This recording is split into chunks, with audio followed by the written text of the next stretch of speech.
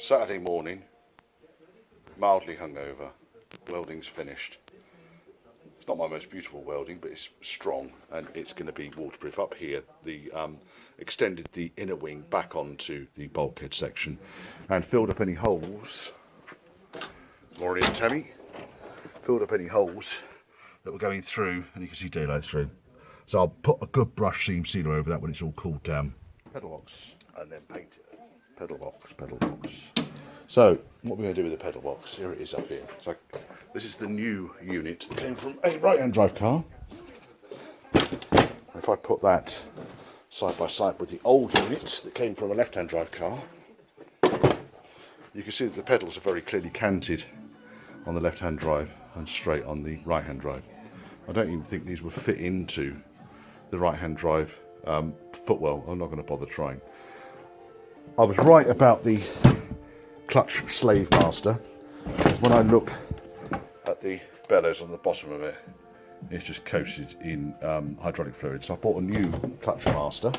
With pedal boxes in, we're going to have to move the fuel filter, because the fuel filter was on these two bolts here, but obviously that's going to clash with the clutch master. So I'll find a bracket or some way of mounting this a bit more sensibly. Just put a bracket from that bolt going across here so it can mount here, I think. Right, next up I think we're going to do wheel bearings. And I'll show you how to do these things, because obviously I've made a mistake with getting these seated properly. And the whoever worked on the car for the current owner also made a mistake putting them in. So let's do a little featurette on pressing wheel bearings in.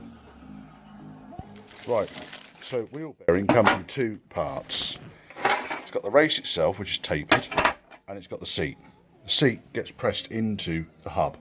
This is the hub in the middle here. The disc is on the outside, the hub's in the middle. These 5 bolts here secure the hub to the disc. Basically, you've got one seat goes on that side, one seat goes on that side, so that you end up with 2 tapered bearings working towards each other. So the more tight you do the nuts, the closer these get, the tighter the wheel bearings become.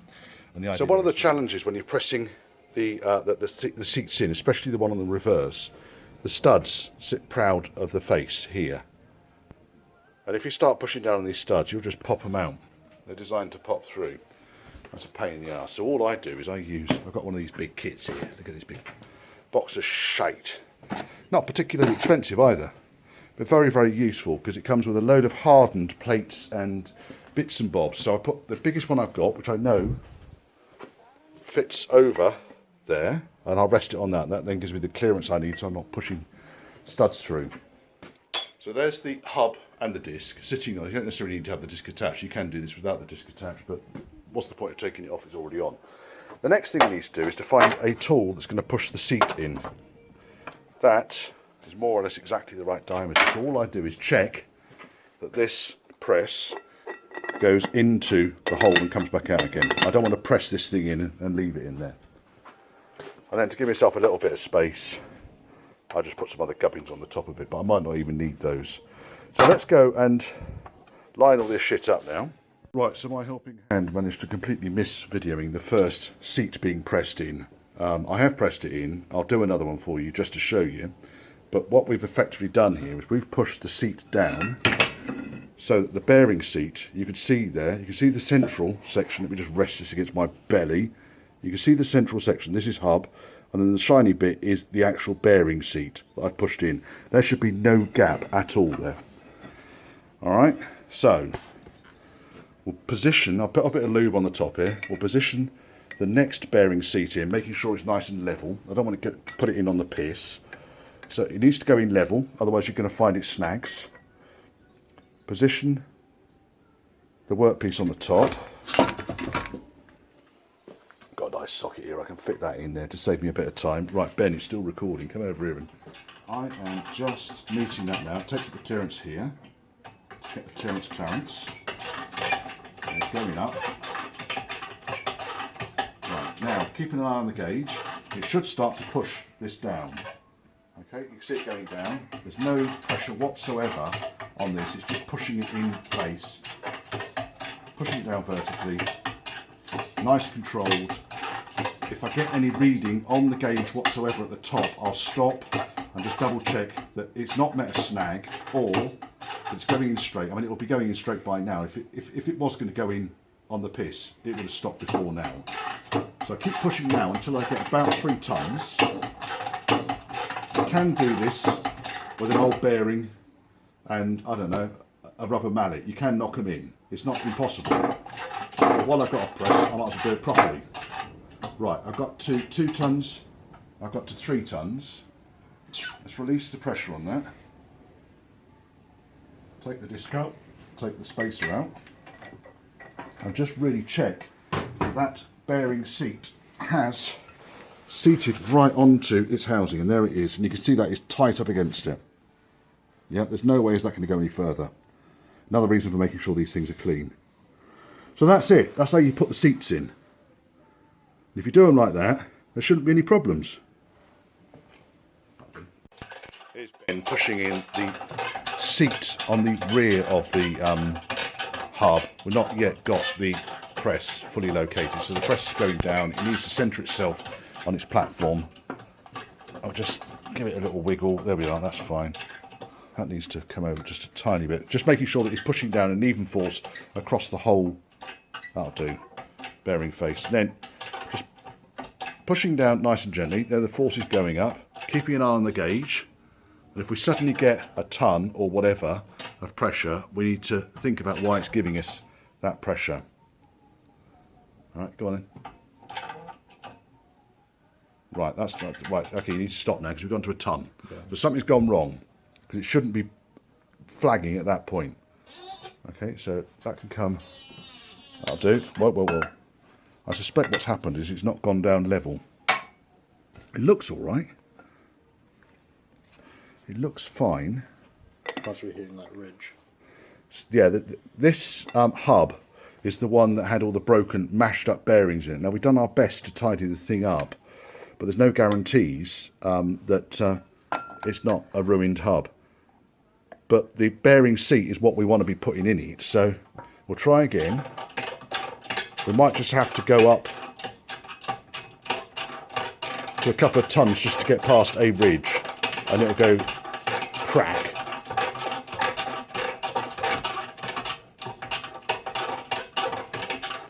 I'm just holding it in place while it levels itself. It's leveling. Right, now we're exerting pressure, so I'm going to get my hand out of there. Right, okay, pull it down.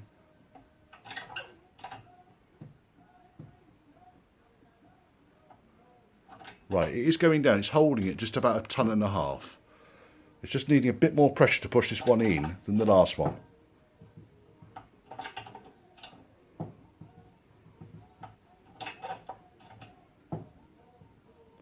Hear it creaking.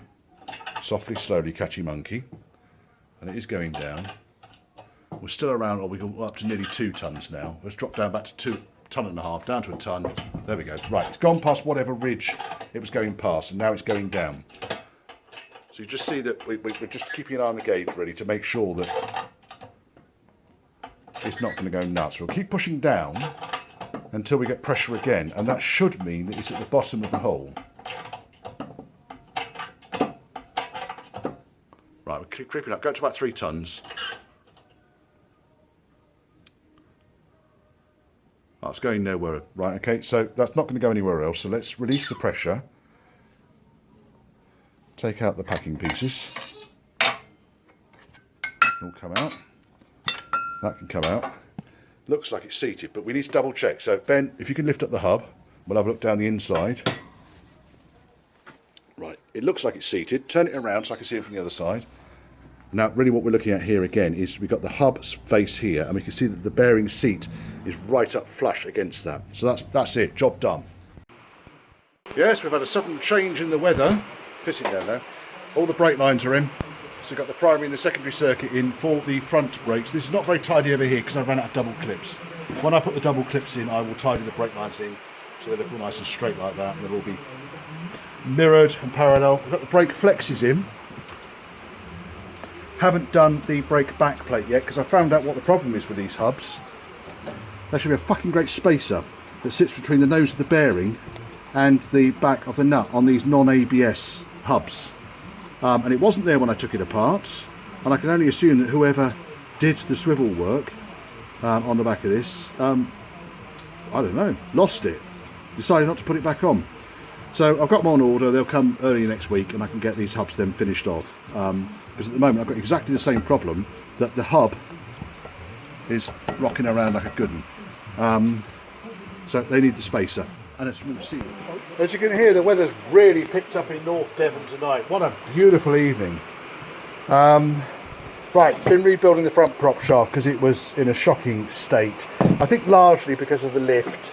When a prop shaft is operating at an extreme lift, it's operating right at the ends of its articulation.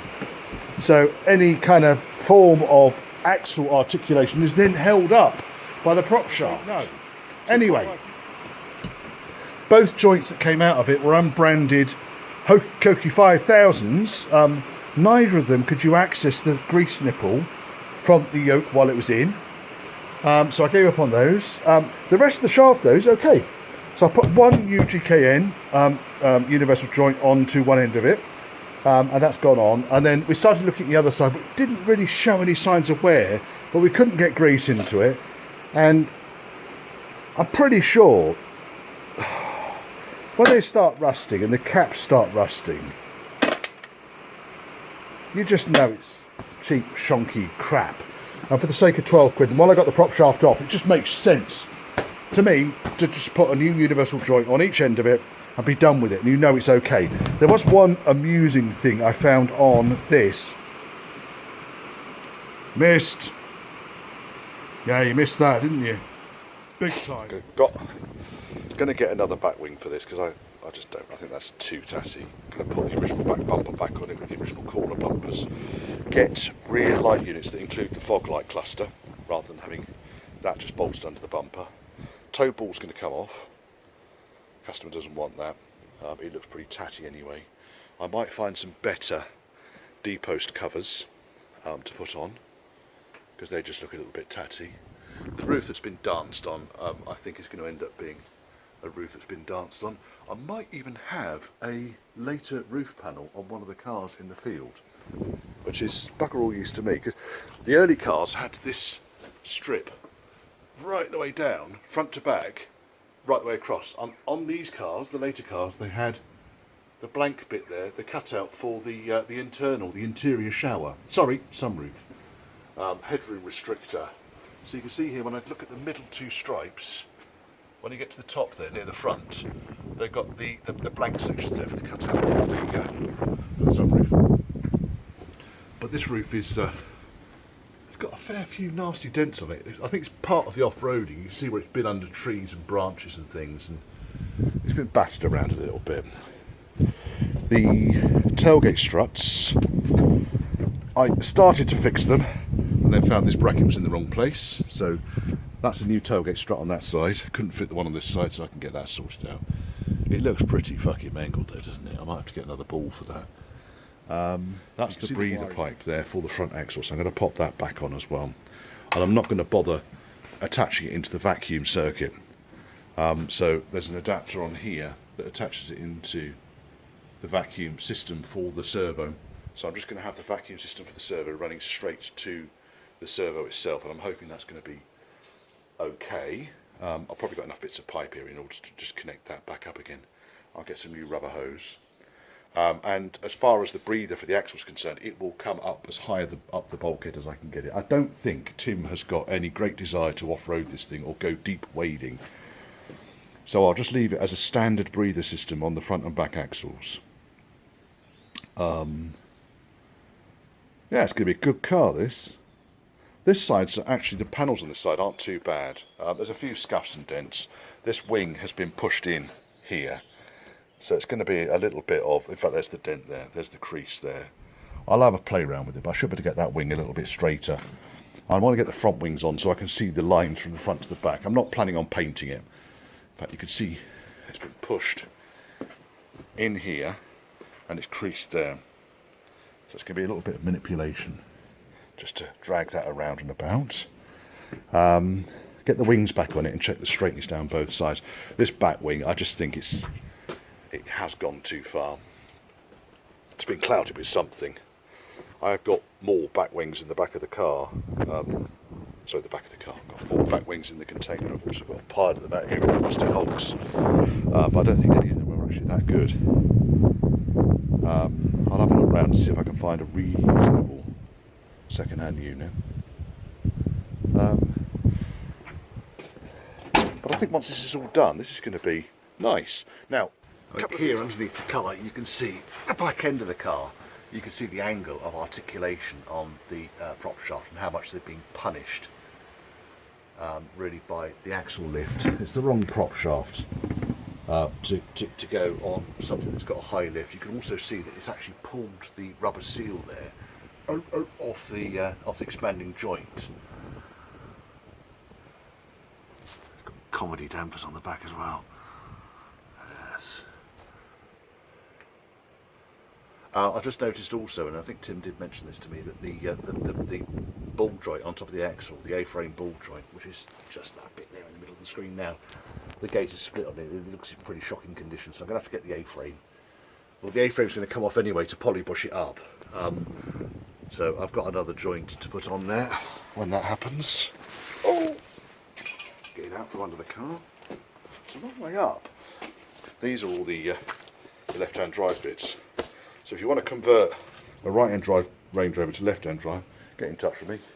Because I've got all the bits now. Yeah, that was the... No, that's the wrong roof. This is the roof I was thinking of. This is the one that's a later roof, white as well. It's got a big dent there, but I'll soon be able to beat that back up again.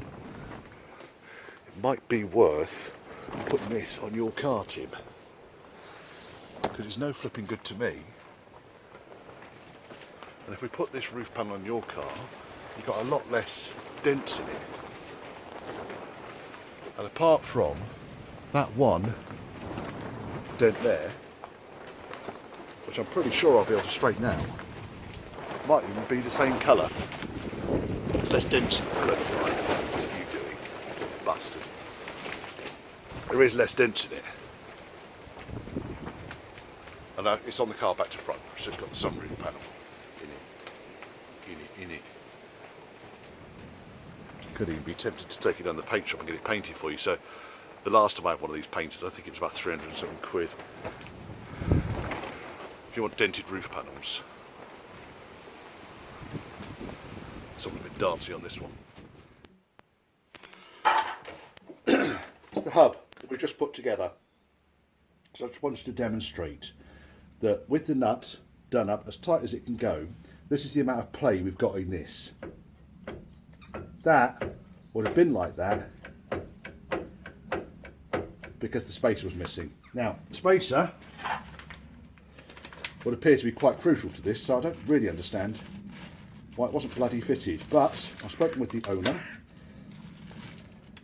Local garage done it. No idea what the issue was, but there's the spacer. The spacer goes underneath the nut here. So I'm going to have to push the hub on and then undo the nut, because there was no way was that part taken off when I disassembled this car on either side. So whoever did the work on this had neglected to replace the spacer, left the car with a world of play, and I despair sometimes.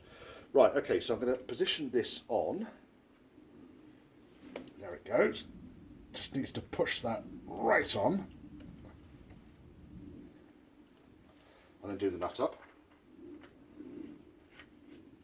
Because now the nut's no longer working on the inner race, and also, sorry, the inner race, the outer race, and also it's taken up the play. Now, not difficult, is it? Right, let's go to time lapse, I think. So you guys don't have to listen to me chuntering on, and I can get this whole job, which is probably going to be about 15 minutes, I think, on both sides. I can get that done time lapse, and you can watch it over the next 30 seconds.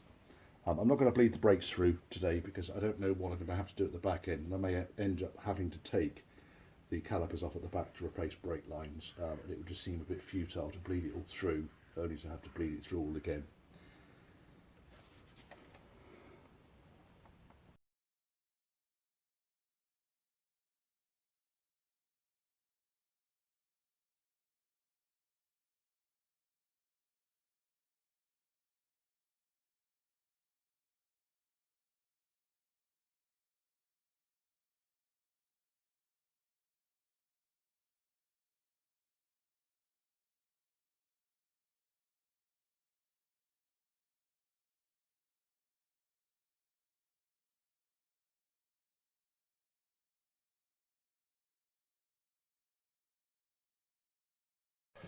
Right, just putting this drag link back on the car, and it looks relatively new once I've cleaned all the grease and shit off it.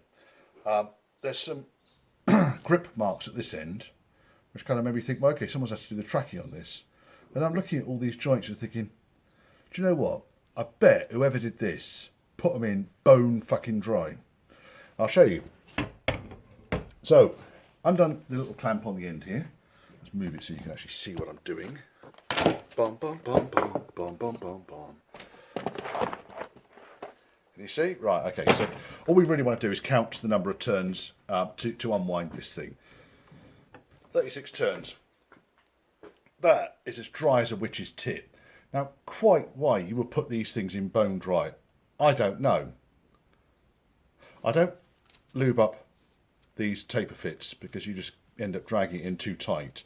While I've got it apart, check the casing on this. That's already split, so I've got a new one of those to go on there. I should have some more here. I did have a bag of them the other day. Hopefully I've still got them. Yes, there we are.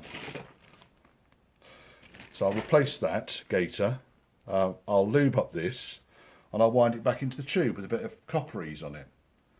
And the same thing is going to go for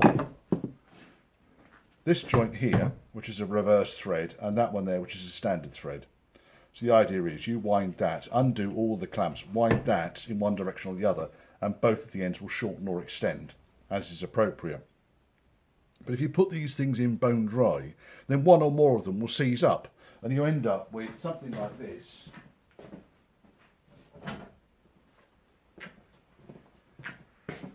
No amount of heat or aggression has been able to undo these yet. I've had 6-foot breaker bars on this and not been able to loosen it. So that's what happens when they go together dry. Now, of course, you could buy a new one. Yeah, why wouldn't you? Put them in dry, chuck it away every single time you need to get the tracking done. Or, for the sake of just a couple of minutes of effort, take these things out, loosen them up, lube them, put them back together again. Make the poor chap's job, who does the tracking, just a tinsy bit easier. That one's okay. I think what's happened with this is someone's used a one of those nasty claw things to break the taper. Yes, they have, because there's a mark there and there's a mark round here. So I think they've used one of those nasty clampy tapery things. You know, the sort of wedge where you wedge it in between the ball joint and the rubber and bang it in with a hammer. Yeah, don't do that, kids. You don't need to do that. While I've got these apart, these things feel spectacularly dry in here, and if they're anything like the other brand new parts that I've bought in the past, there's a fair chance that they will have minimal amounts of lube inside them. So let's work back on this end again. I do remember the number, don't you worry. And dun, dun, dun, dun. It's all right, coming back.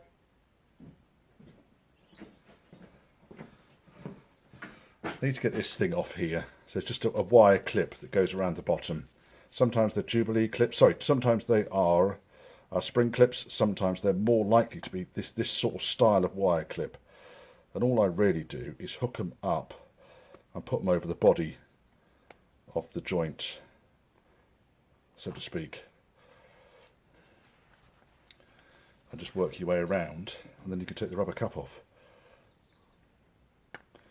You notice I'm uncharacteristically wearing gloves today.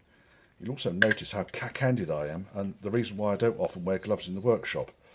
This one I think is going to have to come off the top end because there's not enough room on this style of ball joint. So I'm just going to push it over the top, swiggle him round till he's off, That's off, save that. Up comes the joint, or the old cup. It's not a huge amount in there, is there? It's quite a new joint. It's not a huge amount of grease in there. Some would say it's enough.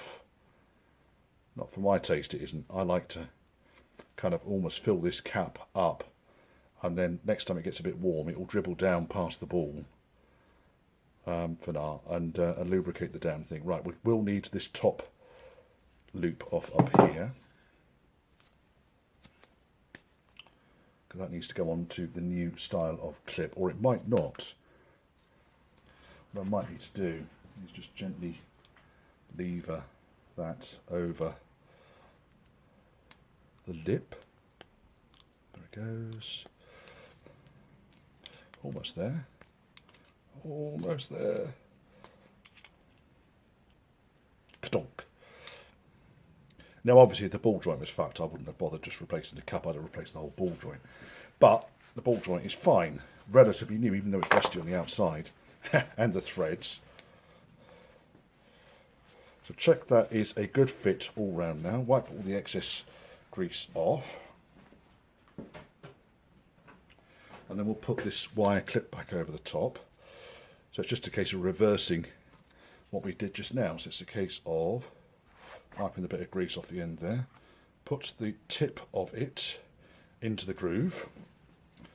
And then follow it around. Just pushing down all the way round. Until it goes, oh, click. And there we are, that's in. Come on, you bastard. That's in.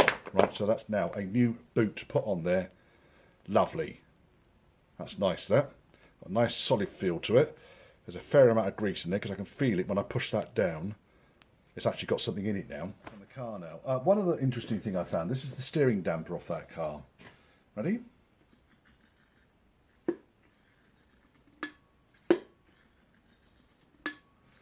That honestly was doing the square root of absolutely nothing, and it's got Spanish sand all over it, so whoever replaced the steering arm just put the original damper back on it. Why that? Anyway. Arseholes. It's back on four wheels again. This is low. Compared to how it was before, I should have measured from the sill down to the ground, and I can do that as far as the back end's concerned, because the back end for now has still got its original springs, or its original lifted springs. Well, that looks nice at the front. Okay, lowered Range Rover, not to everyone's taste, but you know, unless you're into the whole off-roading, serious deep ruts and so forth, there's no real reason why you can't get yourself a lot more comfortable. Now this thing, standing beside this thing, okay, it's difficult when I come up to the door, but standing beside the engine, this is an awfully lot lower than even my blue Range Rover. Nice and firm too, so the suspension's got a nice firm feel to it. I can't wait to get this thing running and get it on the road. Oh, we're having fun today. So I've laid out the later of the two donor looms that I've got. This one's only got minor problems. It's had the loom chopped out that goes to the under seat area and also to the ECUs and so forth. So another chunk of loom chopped out which goes through to the ECUs under the passenger seat, which don't exist on this car. It's had the loom chopped out to the near side front light units. That could be spliced back in, but it does come with a full body loom that goes right way to the back of the car. Like that. And on this side as well. It's all out. So what I've really done is sat in this car and drawn a diagonal across there, driver's side this side, passenger side that side. I kind of worked out what I should be looking for here. Because I think this loom is 1992 onwards, and the loom I've got in the car is 1990, and then I've got another loom which is up there, which is pre-1989 I'd say, or 1989 and pre. So I've got, that one's been very chopped up, but I've got, again, got the body looms for it. That one just, some of the connectors on that match up, but there's not enough of it left for me to think about it, I don't think. Although I might. You never know. Packing up for the evening. Tuesday. I think it's Tuesday. Is it Tuesday? I think it's Tuesday. Yeah, I'm going home tomorrow. Trial fitted the rear wings. This has got to come out of the garage tomorrow because we're getting the floor put down in the workshop. So I've just trial fitted the wings. They're all right. This one's got quite a big dent here, but we'll see. That'll be a phase 2 job.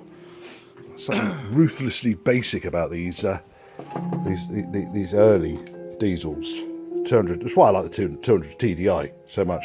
So I'll tidy this lot up because a lot of the insulation is kind of just snapped off here, and I'll remake this up and keep that connector so we can have a nice little connector in the middle now.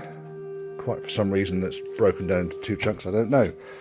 Anyway, so the loom's under control, although I think it's going to cost. Oddly enough, it's exactly the same age of car as the CSK.